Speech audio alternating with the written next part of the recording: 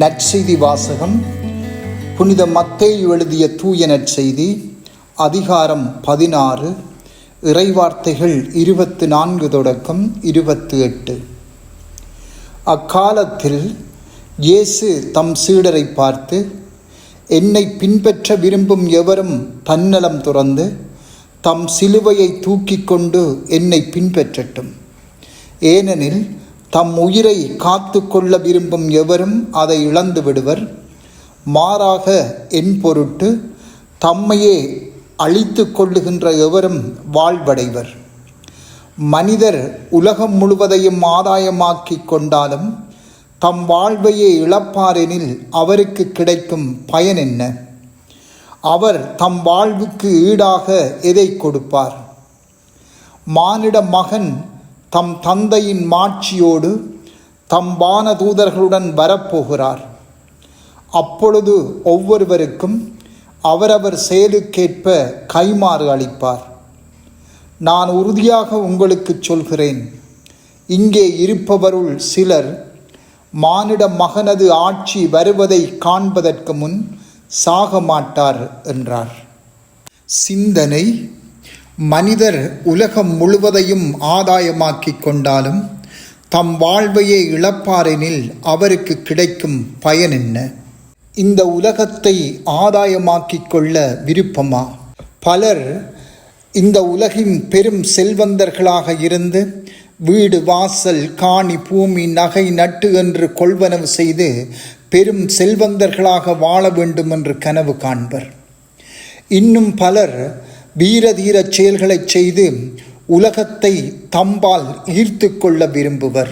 இன்னும் பலர் பெரும் அதிகாரங்களையும் பதவிகளையும் கொண்டு வாழ வேண்டும் என்று விரும்புவர். இவையெல்லாம் தீமையானதா என்றால் இல்லை, தன்மட்டிலே அவை தீமை இல்லை. ஆனால் இந்த ஆசைகள் ஒருவரிலே முழு செல்வாக்கு செலுத்துகின்ற பொழுது அவர் இறைவனுடன் கொண்டிருக்கின்ற உறவு முறிவடையும் என்பதில் நம்பிக்கை இல்லை. இதனால் இறுதியில் அவர் தன்னுடைய ஆன்மாவையே அழிவுக்கு உட்படுத்துவார் என்பதே உண்மையாகும்.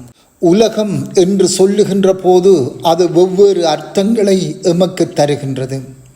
முதலாவதாக, உலகம் என்று சொல்லுகின்ற போது அது இந்த உலக செல்வங்கள், பொருட்கள், உணவு, உடை, வாழ்விடங்கள், சுய இன்பங்கள், சிற்றின்பங்கள் என்று கடந்து போகின்றவற்றை எமக்கு நினைவூட்டுகின்றன.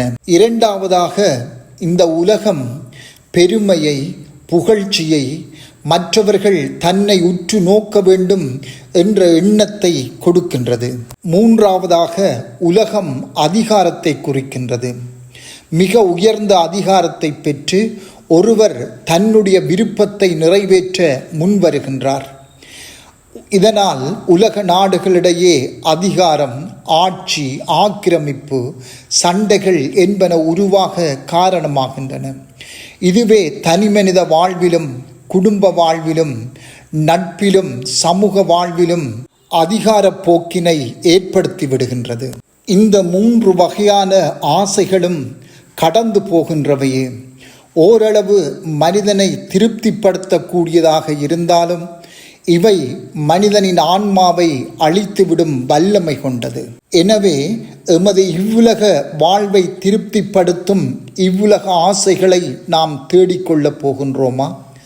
அல்லது எமது ஆன்மாவை நிறைவு செய்யும் வழிமுறைகளை நாம் தேடிக்கொள்ளப் போகின்றோமா? இரண்டையும் நாம் ஒரே நேரத்தில் கொண்டிருக்க முடியாது. உலக செல்வங்கள், அது தரும் புகழ்ச்சி, பெருமை, உலகம் தருகின்ற அதிகாரங்கள் எல்லாம் நல்லவையே. இவற்றை கொண்டு நல்லன ஆற்ற முடியும். இவற்றை கொண்டு ஒருவர் தன்னுடைய ஆன்மாவை காத்து கொள்ள முடியும். ஆனால் இவற்றை ஒருவர் தனது சுயநலத்துக்காக பயன்படுத்துகின்ற போது அதுவே அவரது ஆன்மாவை அழித்து விடுகின்ற சக்தியாக மாறிவிடுகின்றது. எனவே புகழ்ச்சி எம்மை தேடி வருகின்ற போது, செல்வங்கள் எம்மிடம் குவிந்திருக்கின்ற போது, அதிகாரங்கள் நிறைய எம்மிடம் தரப்படுகின்ற போது, தாழ்ச்சியான உள்ளத்தோடும் பற்றற்ற மனநிலையோடும் நாங்கள் அவற்றை கையாளுகின்ற போது கடவுள் மட்டுமே எமக்குள் நிலைத்து நிற்க முடியும். அதன் மூலமாக எமது ஆன்மாவையும் காத்து கொள்ள முடியும். செபம். ஆண்டவரே, எனது உள்ளத்தையும் இந்த உலகத்தின் பால் கொண்டிருக்கின்ற என்னுடைய ஆசைகளையும் புனிதப்படுத்தியருளும். ஆமென்.